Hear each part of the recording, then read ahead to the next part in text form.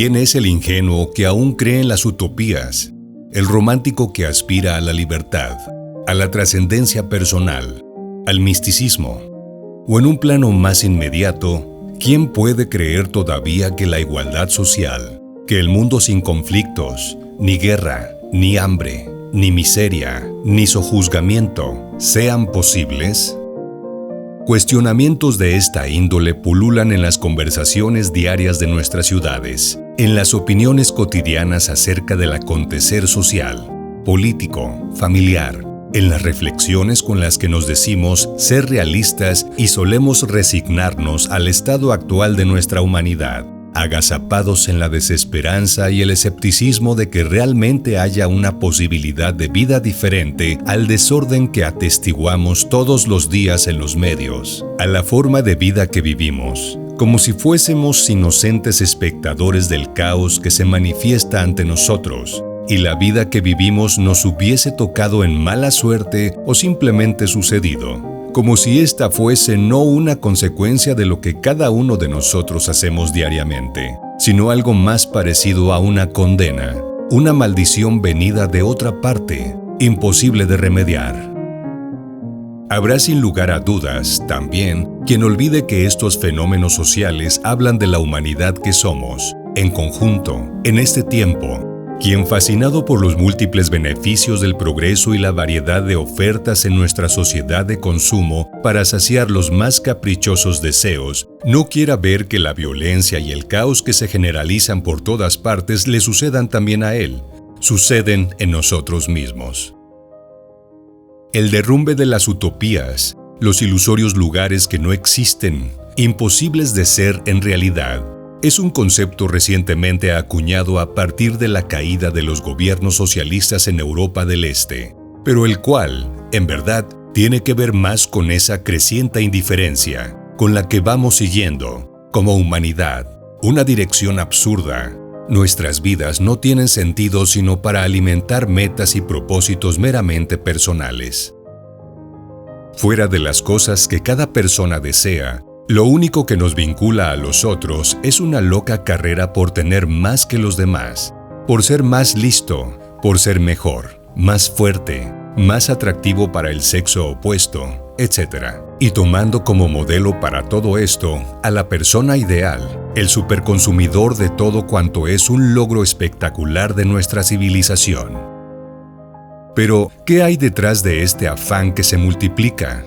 ¿Cuál es la necesidad de nuestra humanidad que se llena de satisfactores porque está llena de deseos por satisfacer y que entre más desea y consume, más necesita? Tal vez se pretenda llenar el vacío de existir sin más propósito que esforzarse por llegar a ser alguien en una humanidad en la cual, para hacer, hay que empeñar la vida en sobresalir, en ser original, diferente a los demás, tener todo lo que puede poseer una persona importante, incluso hasta humildad y sencillez, matices absolutamente necesarios para no solo ser importante, sino que los demás te quieran y te admiren. Ante toda esta variedad de deseos por saciar, ¿quién realmente se interesa en detenerse a observar las consecuencias de nuestra forma de vida? Si alguien, en un momento dado, tomara conciencia de que va a morir y viera, sin más, que la vida que ha conocido ha sido solo esta loca carrera, la cual ha matizado cada instante con prisas, con deseos, con insatisfacciones o con satisfacciones momentáneas, que apenas se cumplen y ya están siendo opacadas por otra necesidad, por otro deseo, en ese instante. ¿Qué sentirías si fueras tú quien tomas conciencia de tu muerte inminente? Queremos exponer dos formas diferentes en que la palabra utopía puede entenderse. Esta palabra deriva del latín y significa lugar que no existe, o no hay ese lugar, y comúnmente la usamos para nombrar aquello que deseamos pero que creemos que es imposible, ya sea porque deseamos una situación que venga a cumplir el instante en que vivimos, pues no nos gusta lo que percibimos, ya sea porque en su conjunto, una situación de vida en la que nos encontramos no nos satisface y deseamos cambiarla, pero nuestra forma de vivir esos momentos nos hace creer que no hay posibilidad, ni forma alguna, de salir de tal situación. Tal vez esto se deba a que pensamos en una supuesta situación ideal, en la cual nos gustaría encontrarnos sin más. Entonces, si nuestro problema consiste en no tener dinero para pagar la renta, o para comprar el auto que necesitamos, para obtener un mejor trabajo que el que supuestamente estamos realizando en ese momento, nos imaginamos a nosotros mismos conduciendo el auto, abriendo la cartera repleta de dinero para pagar la casa en la que vivimos, o cualquier fantasía de ese tipo. Luego viene nuestro jefe inmediato a llamarnos la atención por la calidad de nuestro desempeño. La situación carga otro punto más para no desearla, y con respecto a nuestra fantasía, reaccionamos con desprecio. Para volvernos a imbuir de realidad, concluimos que cambiar nuestra forma de vida es algo imposible de realizar y decidimos que nuestro deseo original es una utopía, un lugar que no existe. Sin embargo, fantasía y utopía no son sinónimos, ni tienen en común una supuesta imposibilidad. De hecho, el tal lugar que no hay, al cual alude la palabra utopía, es la creación de una posibilidad que en el momento mismo de empezar a desearla, va haciéndose posible e invita a realizar actos para encarnarse, para hacerse tangible. Nuestra humanidad misma, en las distintas formas como la hemos vivido a través de las generaciones, no es sino una corroboración de esto, y aún más allá de que esta posibilidad surja como algo tangible en el deseo del hombre, existe antes de nuestro deseo. Como humanidad, tomemos conciencia de ello o no, participamos de algo que hace posible todo cuanto percibimos. Tal vez el problema de nuestra humanidad moderna, nuestro afán desmedido de desear por desear, provenga de ignorar este principio del cual es posible todo cuanto percibimos. Tal vez lo que haga imposible que nuestros deseos se encamen en la realidad sea el propósito por el cual deseamos. En nuestra sociedad de consumo, solo se nos enseña a desear ser importantes, a que todo cuanto nos rodea nos represente un beneficio personal, a obtener más por menos, a ser más que los demás, a satisfacer nuestros caprichos más rebuscados, y así se nos enseña a cada uno, a desear por desear, pues esa es la tónica que percibimos en nuestras ciudades. A cada momento estamos deseando algo. Y a cada momento queremos algo que es imposible de obtener. ¿Cuántas veces en el día en que vives hoy no has añorado algo momentáneamente? Por detalles que parecieran pequeños, como el clima sofocante, o los zapatos que te aprietan, o el tráfico congestionado, y luego de esa añoranza fugaz, ¿no te parece que te precipitas en una realidad imposible de revertir? Detalles que pudieran parecernos insignificantes, pero a través de los cuales vamos viviendo cada momento como una carga, como algo imposible de vivir plenamente. Deseamos estar en otro lugar, haciendo otras cosas que las que se supone que estamos haciendo, en las cuales podríamos poner nuestro ser completo en llevarlas a cabo, sea realizar nuestros empleos o trasladarnos a un sitio en auto. Tal vez el punto clave sea el para qué hacemos lo que hacemos. El propósito que nos mueve a hacer las cosas. ¿Será un cambiante propósito de satisfacer cada capricho que se nos va ocurriendo? ¿O acaso tienes un propósito permanente que te guíe a través de todo lo que haces sin importar las dificultades que encuentres, viendo en estas, más que un obstáculo, un vehículo para fortalecer tu propósito, aprender a resolver, crecer y realizar la vida que vives? ¿Te has preguntado, por ejemplo, por qué es tan difícil llevar a cabo la posibilidad de ser una pareja para alguien? Seguramente que todos nosotros podemos concebir esa posibilidad, sea como algo factible de llevar a cabo, o como algo utópico, en el sentido que comúnmente damos a esta palabra, es decir, algo imposible. Frecuentemente nos encontramos ejemplos de personas que esperan encontrar a la persona ideal. ¿A quién no nos ha sucedido alguna vez, al conocer a una persona del sexo opuesto, esperar que el otro nos llene todas nuestras expectativas de lo que concebimos como tener una pareja? Y cuando esto no sucede, ¿quién no se ha convencido a sí mismo que nos equivocamos en la elección? Esta no era mi media naranja. Luego, vamos en busca de alguien más, Alguien que sí sea la pareja ideal con quien tener una relación. Ahora sí, diferente. Y cuando encontramos a la persona, ¿no te ha sucedido que volvemos a recrear los mismos actos que nos llevan a una conclusión similar todo el tiempo? En esta época en que los divorcios están tan en boga, pareciera imposible encontrar a la persona ideal.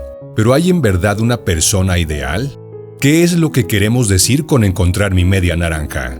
Tal vez esperamos que al encontrar a alguien, la relación ya esté hecha. Como si en vez de empezar a construir algo con alguien que en principio no conocemos, quisiéramos que todo cuanto suceda se ajuste a las ideas que tenemos de tener una pareja. Pero, ¿quién concibe la posibilidad no de tener una pareja, sino de ser una pareja con alguien? Tal vez esto obedezca a que no podemos hacer otra cosa que lo que conocemos. Y lo que conocemos es vivir con carencias en espera a que alguien o algo nos las llene, sea un producto de consumo, la pareja, el patrón, el gobierno, el destino, la suerte o Dios. Pero cuando empeñamos realmente nuestra voluntad en conseguir lo que queremos, ¿será acaso que lo que queremos no tiene la suficiente fuerza como para impulsarnos a tener actos inflexibles en pos de conseguirlos? Porque, si somos honestos, ¿qué cosa, entre las que despiertan nuestros deseos todos los días, al obtenerlas, son capaces de hacernos sentir plenos con la vida que vivimos, satisfechos con nosotros mismos, agradecidos con el instante en que estamos vivos y sin desear nada más, ni estar en otro lugar, ni hacer otra cosa que lo que hacemos en ese instante? Cuando damos al mundo por hecho, decidimos lo que es posible y lo que es imposible. Si nos viviéramos imbuidos en el presente, en el aquí y ahora, ¿cómo podríamos dar el mundo por hecho y decidir qué es lo que puede y no puede ser posible?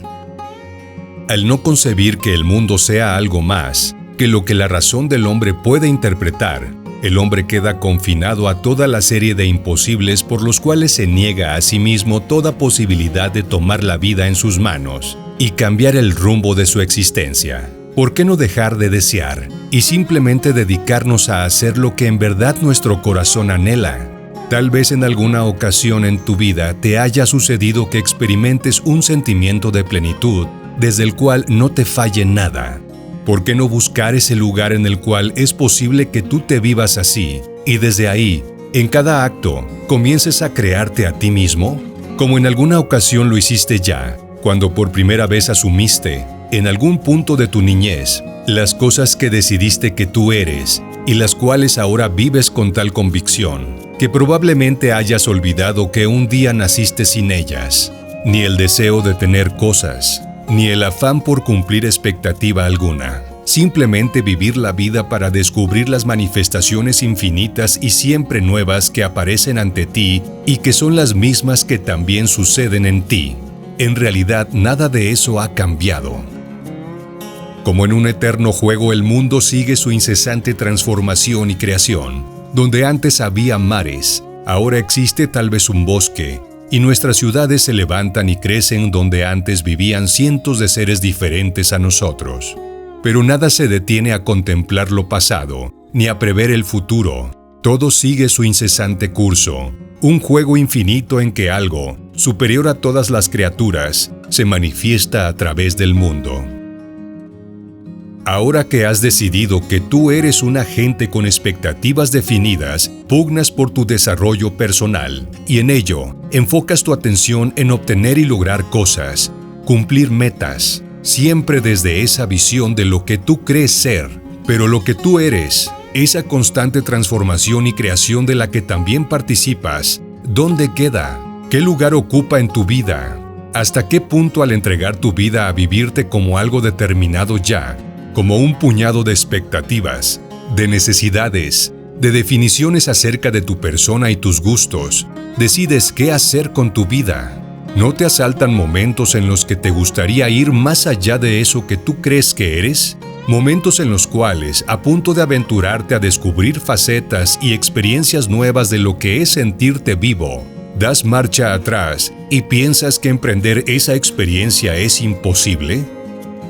¿Por qué no vivir desde ese lugar que tú seguramente has conocido ya alguna vez, en el cual cada acto te ofrece la posibilidad de descubrir la vida, de poner tu ser completo y crecer con cada situación que solucionas, y crearte en cada situación que te pide un acto único y nuevo, como el juego que era la vida para ti cuando eras niño? Amigo, en verdad, ¿ese juego terminó alguna vez? Si en realidad terminó, ¿por qué?